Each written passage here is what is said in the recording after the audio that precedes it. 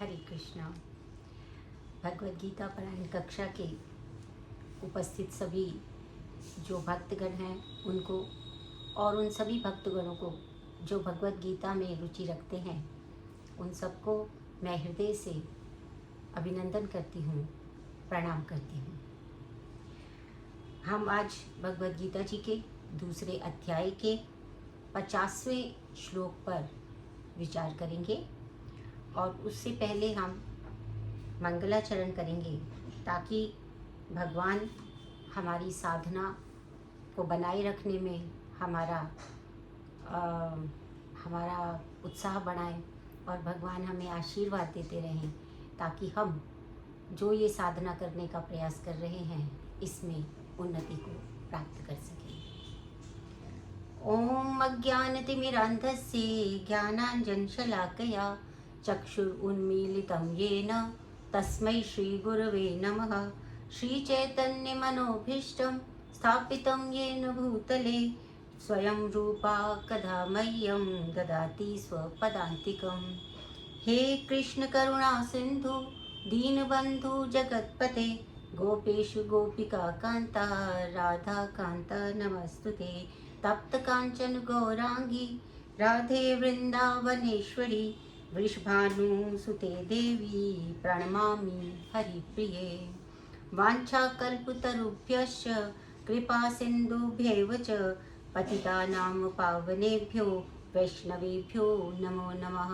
हरे कृष्णा कृष्ण कृष्णा हरे हरे हरे राम राम राम हरे हरे।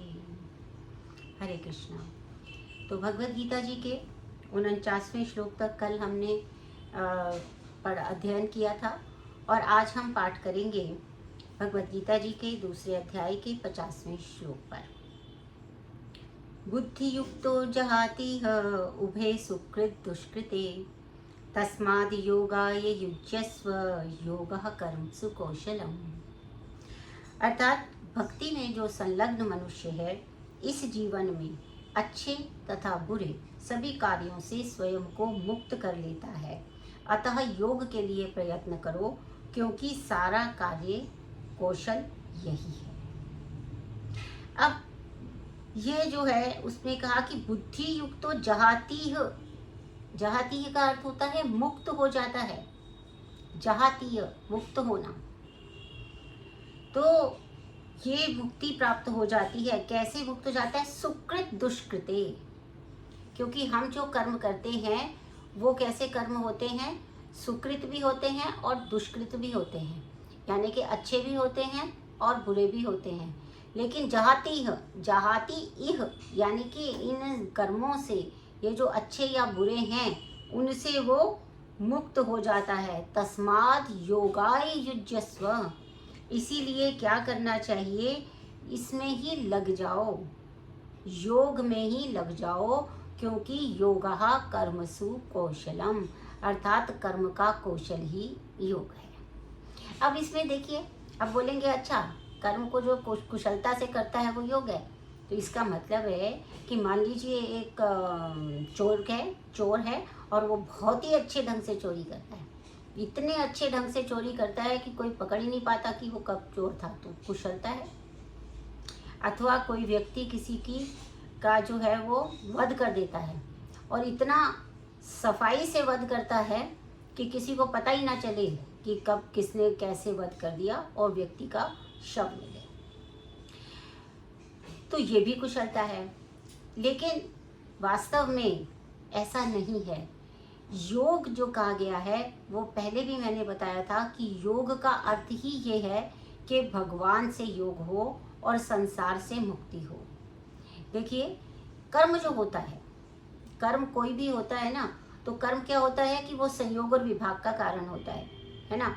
कोई भी कर्म होगा तो उसमें जो हमारी फोर्स लगेगी। अगर हम एक वस्तु पे कोई कर्म करते हैं तो वो एक स्थान को छोड़ती है, दूसरी स्थान पर जाती है। संयोग और वियोग, इसमें कारण है कर्म।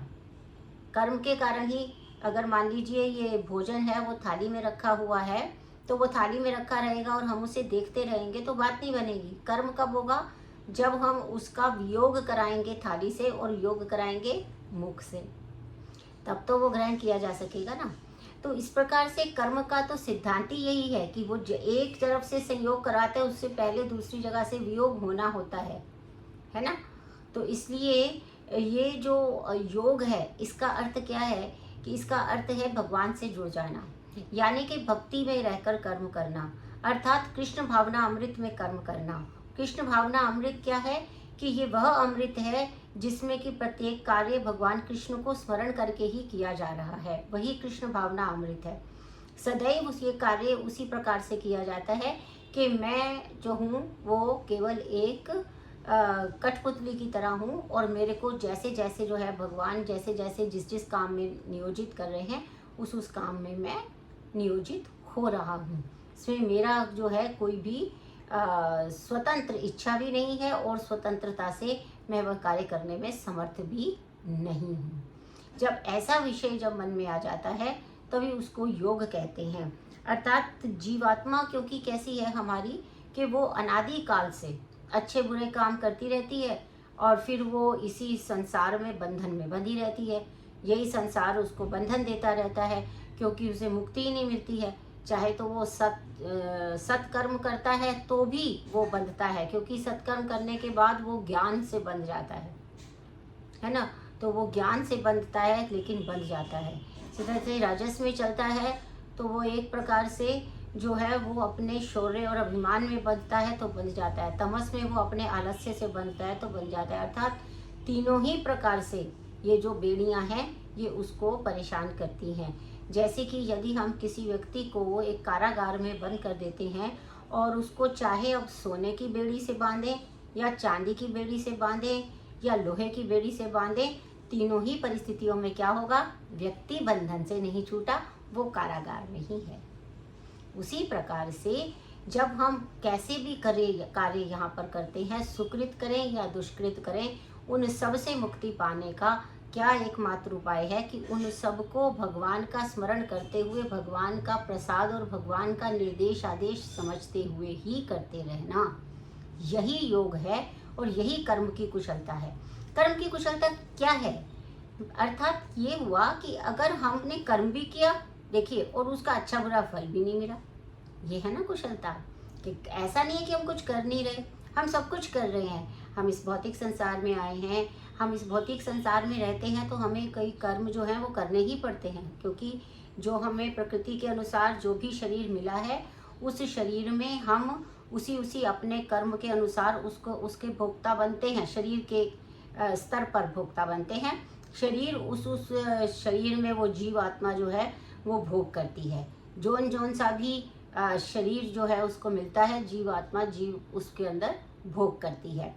तो क्या हुआ, कर्म की कुशलता क्या? अब वो हम कहें कि कर्म ही ना करें हम कोई भी, तो हो ही नहीं सकता भाई। अगर हम इस संसार में आए हैं तो हमें खाना भी खाना पड़ेगा, और खाना खाने के लिए धन अर्जित भी करना पड़ेगा, और सारे जितने भी जो है हमारे को संसाधन चाहिए वो सब जुटाने भी पड़ेंगे। और इसी संसार में रहना होगा, सर्दी गर्मी का भी से भी बचने का उपाय करना होगा। पैरों में त्राण चाहिए, सर पे छाता चाहिए, बहुत सारी चीज़ें चाहिए, वो हम करेंगे भी। तो उनको किए बिना हम इस संसार में कैसे रहेंगे बताइए? उसमें तो रहना ही पड़ेगा। तो लेकिन अब क्या होता है, अब तो हम तो फंस गए। तो अब तो फंस गए, हम तो कोई भी काम करते हैं तो उसका फल भोगने आना पड़ता है। कुछ भी कर रहे हैं तो उसका फल भोगने आना पड़ता है। भाई हम कुछ करें ना तो हमारा जीवन नहीं चल सकता। अभी हम कुछ करते हैं तो हम फंस जाते हैं, तो हम क्या करें? तो कुशलता क्या है? कुशलता यही है कि हमने कर्म किया, और जो कर्म हमें नियोजित, जो जिस कर्म के लिए करने के लिए भगवान ने प्रेरणा दी, प्रकृति ने प्रेरणा दी, उसको हमने किया, परंतु उसका कोई भी अच्छा या बुरा फल हमें भोगना नहीं पड़ा। अर्थात फल के उत्तरदायित्व से हम मुक्त हो गए। तो सबसे अधिक प्रसन्नता की बात ही यही होती है, जैसे हम किसी और के लिए काम कर रहे होते हैं। मान लीजिए हमें किसी और के लिए काम करना है, एक बैंक का व्यक्ति है और वो बैंक के लिए पैसे गिन रहा है। अब गिन रहा है, वो पैसे गिन रहा है, लेकिन अब पैसे कम है या ज़्यादा उसको क्या फ़र्क पड़ता है? वो क्या कर रहा है, वो पैसे गिन रहा है, क्योंकि पैसे गिनने की उसकी नौकरी है। वो नौकरी उसको बैंक ने दी है, और वो पैसे गिन के घर चला जाएगा, और उसको जो मिलना है, जो उसके लिए तय कर दिया गया है बैंक की तरफ से, वही उतनी ही सैलरी, उतनी ही उसको तनख्वाह महीने के अंत में मिल जानी है। ऐसा ही होता है ना। उसी प्रकार से, ठीक उसी प्रकार से हम इस संसार में आए हैं। अब इस संसार में जो सारे जीव हैं वो भगवान की नौकरी कर रहे हैं, वो भगवान के सेवक हैं, वो उनकी सेवा कर रहे हैं। वो उस प्रकृति में, जो प्रकृति उन्होंने रचना की है इस पूरे संसार की, उसकी सेवा करने के लिए भगवान ने यहाँ पर हमको भेजा है। अब हम यहाँ पर अच्छा गिने, जो भी गिने, नहीं गिने, हम कुछ भी करें, तो यदि हम, वो हमारा नहीं है, हम कुछ भी भोगें वो हमारा नहीं है, वो किसका है? वो भगवान का है। उसी तरह से जैसे कि बैंक में जो बिजली खर्च होती है, या बैंक या कोई भी कार्यालय मान लीजिए, वहाँ पे जो भी बिजली खर्च होती है, जो पानी खर्च होता है, जो कुछ भी सुविधाएं खर्च होती है, वो किसकी हैं? बैंक की है, उस कार्यालय की है। वो कार्यालय केवल हमें क्या कर रहा है? कार्यालय केवल हमको जो है वो एक तरह से फैसिलिटेट कर रहा है, एक सुविधा दे रहा है कि आपको ये सब मैं दे दूंगा, अब तुम अपना काम करो, है ना। और जो भी काम आप कर रहे हो, जितना भी काम आप कर रहे हो, आपकी योग्यता के अनुसार आपको पद दे दिया गया है ना। योग्यता के अनुसार आपको पद दे दिया गया है। इस पद पर जो आपका कर्तव्य है वो आप पूरी निष्ठा से करते रहिए। यदि आप निष्ठापूर्वक नहीं करेंगे तो कार्यालय, अपने जो व्यक्ति है जो उस कार्यालय को चला रहा है, जो उसका स्वामी है, वो आपको निकाल देगा। इसी प्रकार से, और यदि आप निष्ठापूर्वक करते रहेंगे तो आप जीवन पर्यंत, जितनी देर भी उसने निर्धारित की हुई है कि इतने समय तक इस व्यक्ति को मैंने अपने यहाँ पर कार्यालय में रखा है, उतने समय तक वो रहेगा, और उसके तब तक उसको बिना किसी जो है वो अधिक विचार किए हुए, जितना उसके लिए सोचा हुआ है उतना उसको वो दे डालेगा। तो ठीक उसी प्रकार से हम इस संसार में आए हैं। अब हम इस संसार में क्या है? हम इस संसार में भगवान के दास हैं। जीव जो है वो शाश्वत परमात्मा का अंश है, और उसको किसी काम के लिए जो भगवान ने ये संसार बनाया है, ये सारा संसार भगवान का क्या है? कार्यालय है। और ये जो सारी वस्तुएं हमको दी गई हैं, ये सब कुछ जो दिया गया है वो कार्यालय को दी गई सुविधाएं हैं। हमें दी गई, एक जो कार्य करता है उसको दी गई सुविधाएं हैं, वो भगवान ने सारी दे दी कि इस सब का खर्चा मैं दूंगा।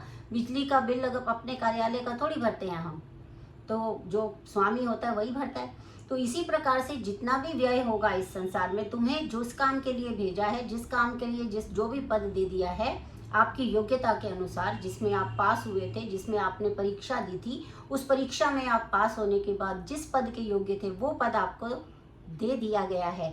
अब इस पद पे रहते हुए वो जो सारी सुविधाएं भगवान ने दी हैं, उनका उपयोग करते हुए हम जो है उनका उपयोग करते हुए अपनी निष्ठा से सारा कार्य करते रहें। और फल पहले से निश्चित है, समय पहले से निश्चित है। इस समय आप रिटायर हो जाएंगे।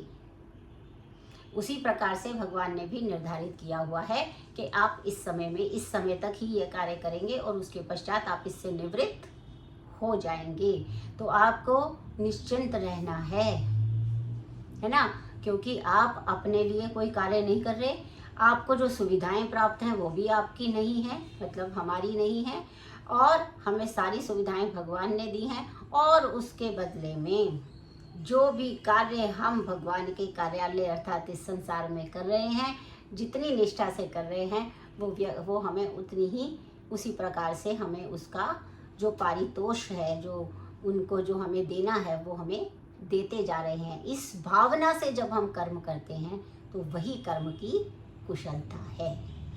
तो इस प्रकार से ये हमें जो है पूर्ण रूप में, जब हम भगवान श्री कृष्ण की शरण में चले जाते हैं, तो ये जो जन्म जन्मांतर की जो श्रृंखला बन गई थी कि हम कर्म करते हैं, फिर बनते हैं, फिर मरते हैं, फिर जीते, इससे हम मुक्ति पा जाते हैं। भगवान ये कह रहे हैं क्योंकि उन्होंने कहा कि सदैव भगवान कृष्ण का स्मरण करते रहने से जो कार्य हम करते हैं, तो वही हमारे कर्म फल को शुद्ध बनाता है। हमें सिर्फ करना ही क्या है, जिस स्वामी ने हमको अपने कार्यालय में काम पे रखा है, उस कार्यालय के प्रति सच्ची निष्ठा से अपने कर्तव्य का पालन करना है। यही कर्म कौशल है। इसी से ही मुक्ति प्राप्त होगी। फिर क्या कहते हैं 51 श्लोक में, कर्मजं बुद्धि युक्ता ही फलम त्यक्त्वा मनीषिणा जन्म बंध विनिर्मुक्ता पदम गच्छन्ति अनामयम्। अर्थात इस तरह भगवत भक्ति में लगकर फलम त्यक्त्वा मनीषिणा, मनीषिणा कौन होते हैं, यानी कि जो बड़े बड़े जो ऋषि मुनि हैं या जो भक्तगण हैं, वो इसी तरह भगवत भक्ति में लगकर भक्तगण अपने आप को इस भौतिक संसार में कर्म के फलों से मुक्त कर लेते हैं। इस प्रकार जन्म और मरण के चक्र से जन्म बंध विनिर्मुक्ता, ये जन्म के बंधन से उसे विशेष रूप से मुक्ति प्राप्त हो जाती है। पदम गच्छन्ति अनामयम्, बिना कष्ट के वो अपने पद पर पहुंच जाते हैं। ये कहाँ कह रहे हैं। अब यहाँ पर एक फ्रेज, एक जो पहला आया कि कर्मजम बुद्धि युक्ता, कर्मजम बुद्धि युक्ता, कर्मजम बुद्धि युक्ता का अर्थ क्या है। आजकल जैसे हम क्या कहते हैं, हमें आजकल जो टर्मिनोलॉजी यूज हो रही है, क्या हो रही है, माइंडफुल एक्टिविटीज। आपने सुना होगा कि आजकल जितने भी मोटिवेशन स्पीकर्स हैं, जो कुछ भी हमको सिखाते हैं, बुलाते हैं, बताते हैं, वो क्या कहते हैं कि आप माइंडफुल ईटिंग कीजिए, माइंडफुल फंक्शनिंग कीजिए, माइंडफुल एक्सरसाइजेस कीजिए। इसका क्या अर्थ है, कर्मजम बुद्धि युक्ता। कोई भी कर्म यदि करना है तो ये सोच समझ के कि मैं क्या कर रहा हूँ या क्या कर रही हूँ। जब भी कोई कार्य बुद्धिपूर्वक किया जाता है तभी उसके सफल होने की संभावना बढ़ जाती है। जैसे कि यदि हम बिना सोचे समझे खाना खाते रहेंगे, जो भी हमारे सामने आएगा हम फटाफट खा लेंगे, फिर उसको थोड़ी देर बाद कुछ और सामने आ जाएगा, फिर उसको खा लेंगे, तो हम क्या कर रहे हैं, अनमाइंडफुल ईटिंग। और इससे क्या होते हैं, रोग उत्पन्न होते हैं। इसी तरह से हम व्यायाम करने गए तो हमने ये देखा ही नहीं कि हमारी अपनी शक्ति कितनी है। दूसरे की शक्ति को देखकर दूसरे के अनुसरण करना चाहते हैं, अनुकरण करना चाहते हैं और अपनी शक्ति का बारे में भूल जाते हैं। तो उससे क्या होता है कि हमें लाभ की जगह हानि हो जाती है। बुद्धि युक्त ही करना है सारे कर्म। हम कुछ भी बना रहे हैं, हम खाना बना रहे हैं तो बुद्धि युक्त बनाते हैं, तो नमक ज़्यादा कम नहीं होता, जलता नहीं है, पतीला रखा भूल गए, जल गया, सब दूध फैल गया। कब होता है, जब बुद्धि युक्त कर्म नहीं हो रहे होते हैं। कर्म बुद्धि युक्ता, तो उन्होंने कहा बुद्धि युक्त। अब यहाँ पर जो भगवान बता रहे हैं, भगवान ने कहा है कि बुद्धि योग भी कर्म योग ही है। अर्थात बुद्धि योग वो है जो ये जानता है कि मैं तो वास्तव में केवल एक सेवक हूँ, एक दास हूँ, मेरा इस संसार में कुछ भी नहीं है, जो कुछ भी है वो भगवान का है और भगवान के दिए हुए कार्य को मैं कर रहा हूँ, ये है बुद्धि। और अज्ञानवश जो है वो व्यक्ति जब बुद्धि नहीं लगाता तो वो अपने आप को ही सारा करता और फिर उसको भोक्ता मानता है और फिर वो भोक्ता बन जाता है और फिर वो जो है वो जन्म जन्मांतर के चक्र से कभी नहीं छूट पाता है। तो इसमें यहाँ पर एक बहुत ही सुंदर पद रचना जो है भागवतम में आई है, जो 10वें स्कंद का 14वें अध्याय का 58 नंबर श्लोक है। उसमें बहुत अच्छा एक उदाहरण से बताया है। समाश्रिता ये पद पल्लव प्लवम महत् पदम पुण्य यशो मुरारेः भवाम्भुवधि वत्स पदम परम पदम पदम पदम यद विपदाम न तेषाम्। इसका अर्थ ये है कि जिसने उन भगवान रूपी चरण कमल की, जो भगवान के चरण कमल रूपी नाव है, उसको ग्रहण कर लिया है। पद पल्लव प्लवम, जो भगवान के जो चरण कमल है, उनकी जो नाव है, जिसने ग्रहण कर लिया है, जो कि महत्पदम पुण्य यशो मुरारे, जो कि इस उसका ग्रहण किया है, जो कि इस संसार के दृश्य जगत के आश्रय हैं भगवान, और मुकुंद नाम से विख्यात हैं। मुकुंद नाम यानी कि जो मोक्ष दिलाने वाले हैं, उस नाम से विख्यात हैं, अर्थात मुक्ति के दाता हैं। मुकुंद मुक्ति के दाता, उसके लिए यह भवसागर कैसा है, गोखुर के में समाये जल के समान है। गोखुर होता है कि गाय का जो एक पंजा होता है, जैसे कि अगर कहीं पे मिट्टी, आजकल जैसे बारिश हो रही है तो जैसे गाय चलेगी तो एक का खुर जहाँ पे लगेगा उसमें जो पानी भर जाता है, वो कह रहा है उतना ही होता है भवसागर। ये पूरा का जो पूरा भौतिक जगत है, जिसे हमें लगता है कि भाई इससे कैसे छुटकारा मिलेगा, ये कैसे हमें जो है इस सब से हम कैसे पार जाएंगे, तो वो कह रहे हैं कि जो जो भगवान की शरण में आ गया, जिसने भगवान के चरण कमलों रूपी नाव को ग्रहण कर लिया ना, तो उसके लिए पूरा भवसागर उस गोखुर के एक छोटे से, जो छोटा सा इतना सा गड्ढा जो खुर से बनता है, उसमें भरे हुए पानी के समान है।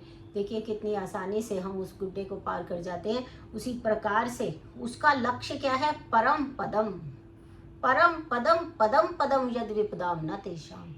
अर्थात उसका लक्ष्य परम पद है, अर्थात वह स्थान है जहाँ पर भौतिक कष्ट नहीं है, वो वैकुंठ है।